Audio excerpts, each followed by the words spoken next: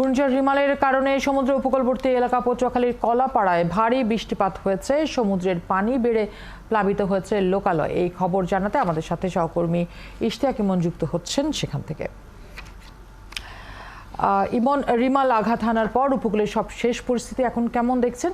কি পরিমাণ ক্ষয়ক্ষতি হয়েছে বলে জানিয়েছে প্রশাসন? আবহাওয়া অফিস রিমালের প্রভাব শেষের দিকে বললেও এখনো আমরা দেখতে পাচ্ছি যে কিছুক্ষণ দূরে রিমালের তাণ্ডব চলছে। সেই দমকা হাওয়া, বড় বৃষ্টি এবং উত্তাল সমুদ্র তিনটি এখনো গত রাতে যেরকম পরিস্থিতি ছিল অনেকটা সেরকমই। সকালেও আমরা একই রকম পরিস্থিতি দেখতে পাচ্ছি। ভয়ের যে বিষয়টি সেটি আবারও জোয়ার শুরু হয়েছে এবং জোয়ার এবং দমকা হাওয়া এই দুই কারণে নিচু অঞ্চল যেটি রয়েছে সেটি আবারও প্লাবিত হতে পারে। এর মধ্যে কাটা পাকা কয়েকশো বাড়িঘর ক্ষতিগ্রস্ত হয়েছে। আমরা খবর পাচ্ছি সকালেও আমরা একই রকম পরিস্থিতি দেখতে পাচ্ছি।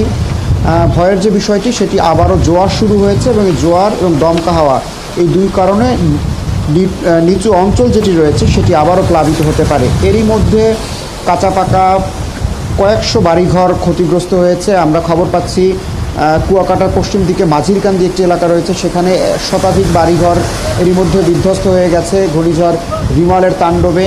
অসংখ্য সড়কের গাছ ভেঙে পড়েছে, বৈদ্যুতিক খুঁটি ভেঙে পড়েছে, বৈদ্যুতিক তার সব বিচ্ছিন্ন হয়ে গেছে। বিদ্যুৎ বিচ্ছিন্ন অবস্থায় রয়েছে গতকাল বিকেল থেকেই কুয়াকাটা এবং কলাপাড়া। এছাড়া কলাপাড়ার দুটি ইউনিয়নের বেড়িবাঁধ ভেঙে যাওয়ার খবর আমরা পেয়েছি। সেই তাণ্ডব চলেছে। এখনো যে পরিস্থিতি খুব বেশি একটু ভালো সেটি কিন্তু বলার কোনো উপায় নেই। প্রবল বৃষ্টি হচ্ছে, সমুদ্র উত্তাল এবং দমকা হাওয়া একই সাথে চলছে।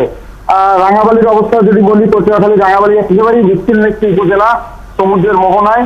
সেখানে বেশ কয়েকটি বেড়িবাঁধ ভাঙার খবর আমরা এরই মধ্যে পেয়েছি এবং এই পুরো এলাকায় যেসব এলাকাতে আসলে জলোচ্ছ্বাস হয়েছে, পানি ঢুকে পড়েছে, সেই সব এলাকারই মৎস্য যে চাষের জেরগুলো রয়েছে, পুকুর রয়েছে, সেগুলো থেকে মাছ বেরিয়ে গেছে। অর্থাৎ মৎস্য চাষিরা একটা বড় ক্ষতির মুখে পড়েছেন এবং যারা এখন কৃষি কাজ করছিলেন অর্থাৎ যাদের ধান রয়েছিল ক্ষেতে, তারাও একটা ক্ষতির মুখে পড়েছেন।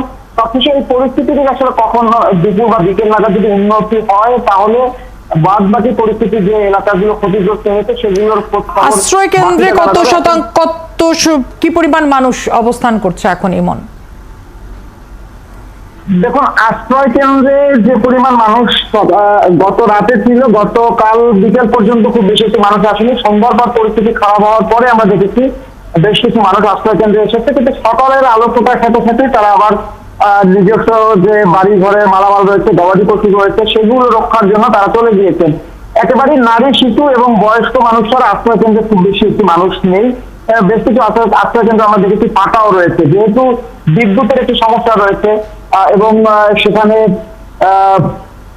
বাথরুমের একটি বিষয় থাকে, এই কারণে মানুষ এখানে থাকতে চায় না এবং আশ্রয় কেন্দ্রগুলোতে মানুষ বেশি একটি স্বাচ্ছন্দ্য বোধ করেন। আমরা এর আগের ভিডিওগুলো তো দেখেছি। এবারও শুধুমাত্র এখন যারা রয়েছেন তারা একেবারেই নারী, শিশু এবং বয়স্ক। এর বাইরে আশ্রয় কেন্দ্রগুলোতে খুব বেশি একটি মানুষ নেই।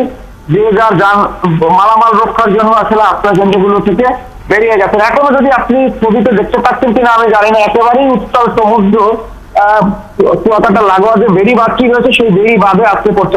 অর্থাৎ এখান থেকে আধা কিলোমিটার ভেতরে সবসময় পানি ছুটে হলে যেতে হয়, কিন্তু সেই সমুদ্র এখন একেবারেই উপকূলের যে বেড়িবাঁধ সেই বেড়িবাঁধে এসে আসতে পড়ছে এবং আশেপাশের যে গাছগুলো ছিল সেগুলো সব ভেঙে পড়েছে। আমরা ঢাকায় যে আবহাওয়া অফিস থেকে প্রেস ব্রিফিং এ জানানো হচ্ছিল যে দুপুরের পর থেকে কিছুটা শান্ত হতে থাকবে আবহাওয়া। সেক্ষেত্রে এই মুহূর্তে যেহেতু পটুয়াখালীতে আপনি বলছেন যেখানে রয়েছেন সেখানে জোয়ার আসতে যাচ্ছে, সেক্ষেত্রে কি অবস্থা গতকালকের চেয়ে আজকে খারাপ হবে আরো, নাকি এখানেও শান্ত হতে থাকবে? স্থানীয় আবহাওয়া অফিস কি বলছে? দেখুন, গতকাল যে পানি ঢুকেছে সেই পানিটি নামার একটি চেষ্টা আজ থাকে স্বাভাবিকভাবেই। বন্যার পরে, জলোচ্ছ্বাসের পরে যে পানিগুলো লোকালয়ে ঢুকে যায় সেটি আজ নদী বা সমুদ্রের পানি যখন কম থাকবে তখন স্বাভাবিকভাবেই সেটি নেমে যাবে। কিন্তু এখন যেহেতু দমকা হওয়ার সাথে আবারও জোয়ারের চাপ রয়েছে, সুতরাং সেই পানি একটু দ্রুত নামতে পারবে না, নতুন করে আরো কিছু এলাকা প্লাবিত হবে সেটি ধারণা করছেন এলাকাবাসী। এবং আমরা বুঝতে পারছি যে পানি যেভাবে বৃদ্ধি পাচ্ছে তাতে আরো কিছু এলাকা নতুন করে প্লাবিত হবে, হয়তো আরো কিছু মানুষ নতুন করে ক্ষতিগ্রস্ত হবে। যতক্ষণ এই দমকা হাওয়া বন্ধ না হবে এবং বৃষ্টি বন্ধ না হবে এবং জোয়ারের প্রভাব না কমবে তত সময়ে আগে আসলে এই পরিস্থিতির উন্নতি হয়েছে এটি বলার সুযোগ নেই। আপনি গতকাল রাতে আমরা যেরকম পরিস্থিতি দেখেছি সেই একই পরিস্থিতি এখনো বিরাজ করছে, একেবারেই স্থল কোনোভাবেই হয়তো বলছিলেন যে নিম্নাঞ্চল প্লাবিত হবে এই জোয়ারে আবারও, সেক্ষেত্রে কত সংখ্যক মানুষ এই মুহূর্তে প্লাবিত এলাকার মধ্যে রয়েছেন বলে আপনি ধারণা করতে পারছেন? যে হিসেব আমাদের দেওয়া হয়েছে, পটুয়াখালী পুরো জেলার ক্ষেত্রে 734টি আশ্রয় কেন্দ্র খোলা হয়েছে। সেটা 734টি আশ্রয় কেন্দ্রে সর্বোচ্চ যে হিসেবটি আমাদেরকে দেওয়া হয়েছিল সেটি 10 থেকে 12,000 মানুষ আশ্রয় নিয়েছে, কিন্তু এখানে প্রায় লাখ মানুষের বসবাস। সবাই আসলে আসবেন না, কারণ বেড়িবাঁধ সহ অনেকেরই পাকা বাড়ি রয়েছে, সেই মানুষগুলো আসবেন না। কিন্তু যারা একেবারেই ঝুঁকিতে রয়েছেন, নিম্নাঞ্চলের মানুষ, চরাঞ্চলের মানুষ, যারা বিধ্বস্ত হতে পারে যাদের বাড়িঘর, সেই মানুষগুলো কিন্তু দিন শেষে আশ্রয় কেন্দ্রে আসেনি। তাই সঠিক যে হিসেব সেটি আসলে বের করা খুব কঠিন। প্লাবিত হয়েছে কত শতাংশ এলাকা?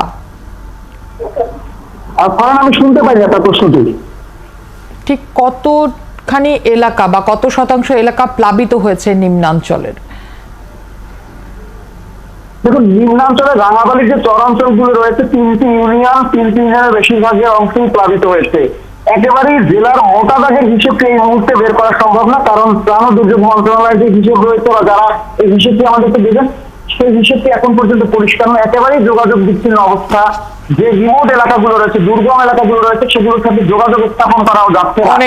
এবং সেই যোগাযোগ স্থাপন করা গেলে কোন এলাকায় কি পরিমাণ ক্ষয়ক্ষতি হয়েছে সেটি পরিষ্কার ভাবে বলা যাবে। কিন্তু অনেক ধন্যবাদ ইমন, আপনি রয়েছেন আমাদের সাথে, নিশ্চয়ই আবারও ফিরবো আপনার কাছে। সহকর্মী ইশতিয়াক ইমন দর্শক যোগ দিয়েছিলেন আমাদের সাথে।